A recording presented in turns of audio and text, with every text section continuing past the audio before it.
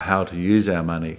And if we have property, if I can't make decisions about it because I'm sick or not well, then we need to be able to make sure you have that stuff written down so that people know exactly what we want to do with that stuff. There's another document called Enduring Power of Guardianship. Now that's about how you might want to live, or where you might want to live, or what sort of lifestyle you want to have, and things around that.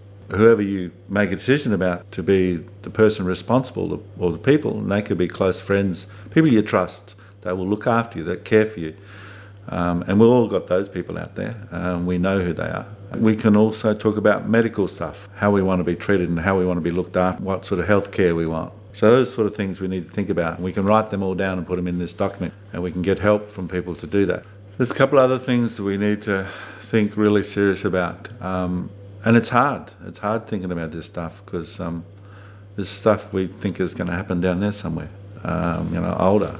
If we get really sick and the doctors are saying that, things aren't looking good, and we might need to think about just making ourselves comfortable, what they talk about as being comfortable. So, if we're in a lot of pain, then, what sort of medicine we have. When you are in hospital and, you might not be in the position to make decisions, that when you do make your wishes known, that it's always good for your doctor to have a copy so that they know that if you don't want to be revived, that they turn off the life support, that's what you want, and for your family to understand that, because sometimes it would be hard for them that they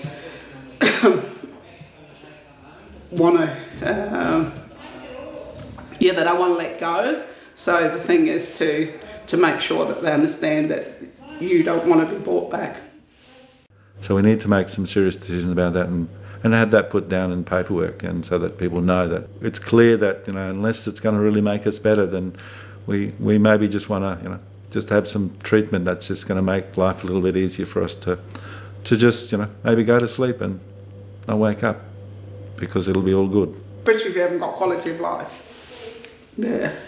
I think it's important. If you don't have quality of life, what's the point? There'll be a time when we'll leave this place, but we're going to make sure that we have a good time, I suppose, and have a good quality. We've got to look after each other and do the things that are going to make us laugh and have fun, and visit the places that are the places that we like to visit, do the things we like to do, enjoy those things that make us happy and make us smile, and do them together, not just by ourselves. Do them with family, do them with friends. I'd encourage Aboriginal people, young, old, because you never know when this is going to occur, but I'd encourage them to definitely look into enduring power of attorney and also guardianship, because it does stop a lot of squabbles between families as well, and it makes it a lot clearer for everyone involved. We all need to be aware that, this could happen to us, because I never expected it to happen to me.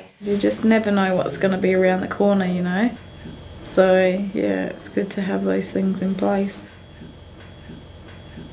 It's something that you want to do when you're really healthy and you don't have any issues yourself, no health issues yourself, because it can be stressful and places family under a lot of stress. And sometimes, those important things, decisions in our lives, and these are really important decisions that we have to make. We want to make them when we're nice and healthy, not only physically and mentally, but, and our families are, so that we can have those discussions with each other and make the good decisions about what is a good quality of life for us. It's good to think about, making your wishes known when you're in the right frame of mind to be able to do that, not wait until down the track. My name is Jennifer Hayes. I am an Arabana Arundel Quiana Lurija woman from Portigassa. I was employed by Alzheimer's Australia SA 3 years ago to go into the communities of South Australia wide and talk to them about Alzheimer's dementia. In our communities, there are words like morangi, kararita, bunta, which means they're stupid in the head, and they could have dementia, and our communities don't talk about dementia. We actually think it's just not there. It's a disease in the brain. It's not a mental issue. It's not something that you're not aware of. And I always say to them, do you know what cancer is? Oh yeah. Do you know what diabetes is? Yeah. Do you know what AIDS are? Yeah. Well, dementia is similar, but it's in the brain. It's not about passing over or getting ill and that you can't make decisions for yourself. It's about making those decisions when you think about it, because it's like you could walk outside or be in a car accident and get hit by a car, and you might be unable to make your wishes known through that. It doesn't have to be that you're old and you can't make a decision. And you've heard about these documents and a whole range of things like wills, power of attorney, enduring power of attorney, enduring power of guardianship, and medical power of attorney, a whole range of documents like that we need to do. But we need to start thinking about those really early in life, because unfortunately some of these illnesses that we get nowadays, they don't wait till we're 60, 70 years old. They come on early. So we need to start thinking about them, start reading about them. There's lots of information that's around.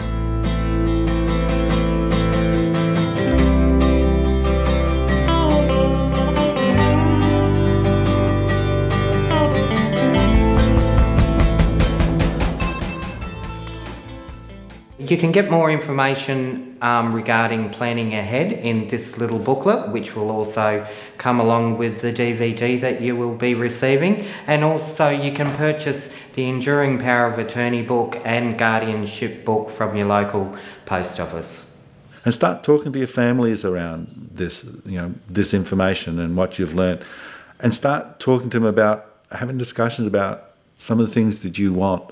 Because it's really important that they understand what you want to happen to you when you get sick, before you get sick, and even after when you're gone. And encourage the young people to help older people document the things that they need to write down. We don't want families in dispute. I think it's a good idea to be writing things down and knowing exactly what you would like to happen. I myself would like that, to do that. It's really hard to talk about this stuff later, or when it's really happening and it's there on your doorstep. But you've got to think about these stuff now. You've got to start planning that stuff now. You've got to start thinking about the things that you can do together as a couple or with family and with friends. Involve them all in the process. I'm hoping that my contribution in this program is going to have some positive spin-off for you.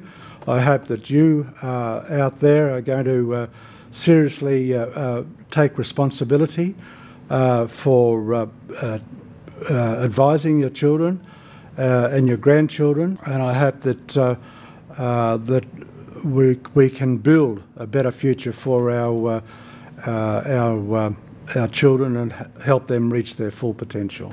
I was more than happy to be included in this video, and I know that quite a number of Yunungas down south, down at Meningie, Murray Bridge, Talon Bend, Raupen, where I was the health worker previously. Most of you will know me, yeah, I say I'm glad I did this, because it will be shown long after I'm gone, I hope.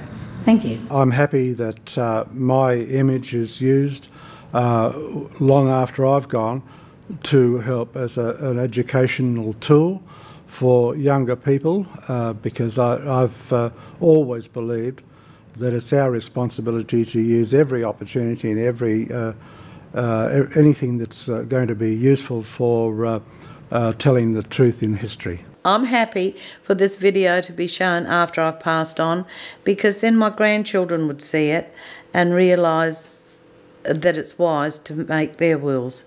And it gives them the opportunity of still seeing me. I hope I'm knocking all you memories and cornies in the very near future, when I will hopefully be invited back to Murray Bridge. That's my home country too, remember. Okay, knocking. I do hope that you all have this in place when it does happen for you and your family. I'd just like to thank you very much for today. Thank you. Knocking. Take me back to the arms above.